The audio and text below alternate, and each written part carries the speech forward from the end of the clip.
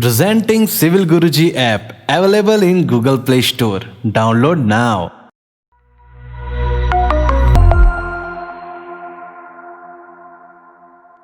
Hello engineers, welcome to word of civil Guruji. मैं corporate trainer Vaishno Niranjan Singh आप सबका स्वागत करता हूं आपके चैनल सिविल गुरुजी में। दोस्तों, आज हम बात करने वाले हैं इंटरव्यू में पूछे जाने वाले क्वेश्चंस के बारे में, और इस वीडियो में चलिए उन्हीं के बारे में हम देखते हैं। ये पार्ट 3 है मेरा जो है इस पूरे जो है वीडियोज़ का।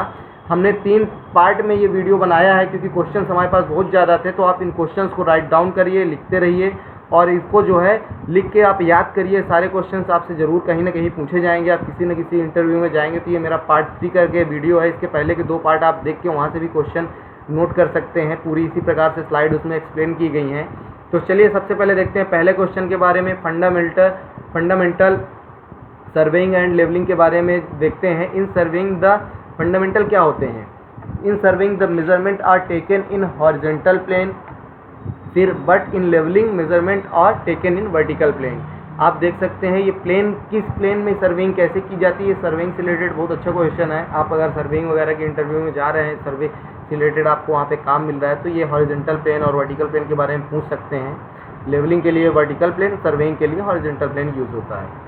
Y the crank bars are provided in slab. Slab में जो क्रैंक बार देते हैं वो क्यों देते हैं? आप कभी कभी देखेंगे जब स्लैब का जो है जाल बंधा रहता है तो उसमें क्रैंक बार दिए रहते, सरिये को थोड़ा सा उठा के टेढ़ा कर दिया जाता है, जो है मतलब ये क्रैंक वहाँ पे दिया जाता है। ये क्यों दिया जाता है? To resist hogging, negative hogging मतलब negative bending movement as at the support, to continue the risk of the failure of slab, to encounter the shear force। The shear force is always greater at the in section at support. shear force को जो है encounter करने के लिए भी दिया जाता है ये। By providing crank the strength of slab increase. अगर हम क्रैंक दे रहे हैं तो हमारी स्लैब की स्ट्रेंथ भी मजबूत होती है। टीएमटी बार क्या होते हैं? थर्मो मैकेनिकली ट्रीटेड बार्स या टीएमटी बार्स। ये क्या है, इसका प्रोसेस क्या है, इसके बारे में थोड़ा सा हम देख लेते हैं। In the process of production of TMT bar the steel is cooled immediately after the hot rolling. When the temperature is immediately reduced, a hardened layer is provided with the internal hot skill।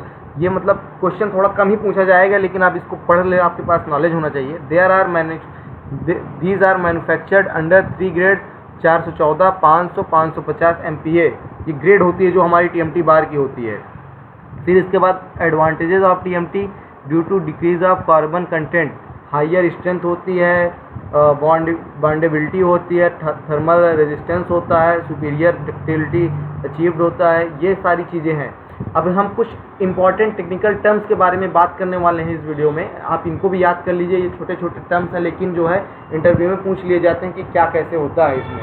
तो सबसे पहले देखेंगे कि lapping is not allowed for the bars having diameter more than 36 mm। जो lap होती है, lap length आप देखते नहीं, जब सरिया एक से दूसरा सरिया जोड़ा जाता है तो उसमें लैपिंग हम नहीं दे सकते अगर हमारा बार का डायमीटर 36 mm से ज़्यादा है, 36 mm से। Chair spacing, maximum spacing is 1 metre और 1 नंबर पर स्क्वायर मीटर। एक स्क्वायर मीटर में हमको एक चेयर देना चाहिए, मतलब चारों तरफ हमें 1 स्क्वायर मीटर का एरिया। चेयर मतलब क्या होता है? जब हम स्लैब की सरिया के बीच में, जो जाल के बीच में स्पेसिंग प्रोवाइड करते हैं स्लैब में, तो वहाँ पर चेयर दी जाती है सरिया का बना के। तो ये 1 मीटर में ही देना चाहिए, जो है चेयर की स्पेसिंग 1 मीटर होनी चाहिए।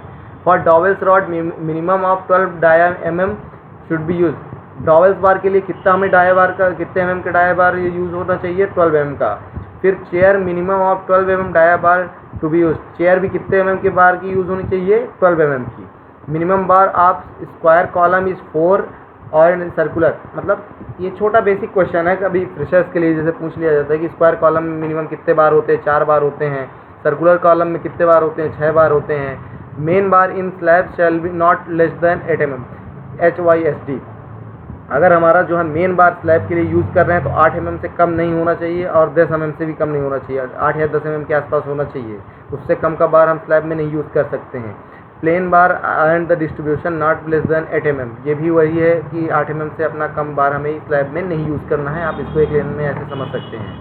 Minimum thickness of slab is 125 mm। कम से कम हमें स्लैब की कितनी थिकनेस देनी चाहिए? 125 mm। Dimension of tolerance for cubes ±2 mm। अगर हमें क्यूब कॉस्ट कर रहे हैं साइड में तो ±2 mm का ही जो है उसमें टॉलरेंस लिया जा सकता है। कंक्रीट को कितने मीटर से ऊपर से गिरा सकते हैं, 1.5 मीटर से। मैक्सिमम हाइट कितनी है कंक्रीट को गिराने की, 1.5 मीटर।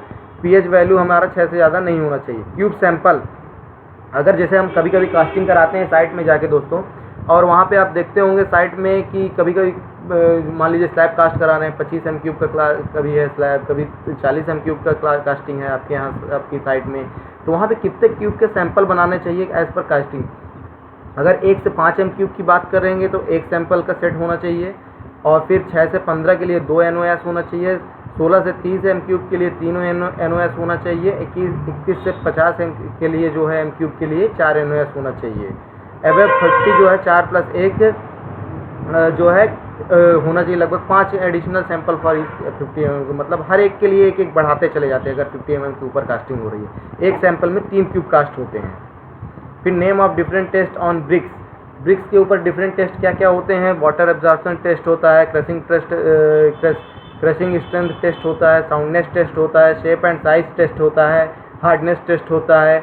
व्हाट इज गंटनिंग, गंटनिंग क्या है? Guniting is a concrete repairing process for walls and damage surface. कभी कभी वॉल में क्रैक वगैरह जो आ जाता है उसको जो है हमको जो है रिपेयर करने के लिए गंटनिंग यूज़ होती है। In this process mixture of sand cement and the ratio 1:3 का रेशियो यूज़ करते हैं और शूट करते हैं इसको। एक गन टाइप्स होता है concrete surface under the pressure of 2 to 3 kilogram पर सेंटीमीटर स्क्वायर के हिसाब से इसको यूज़ करते हैं। रेशियो क्या होना चाहिए इसके गंटनिंग के लिए? रेशियो 1:3, ये हमें याद होना चाहिए। इसमें सीमेंट और सैंड का यूज़ करते हैं और ये वॉल के डैमेजेस को रोकने के लिए यूज़ होता है जहाँ क्रैक्स वगैरह आ जाते हैं।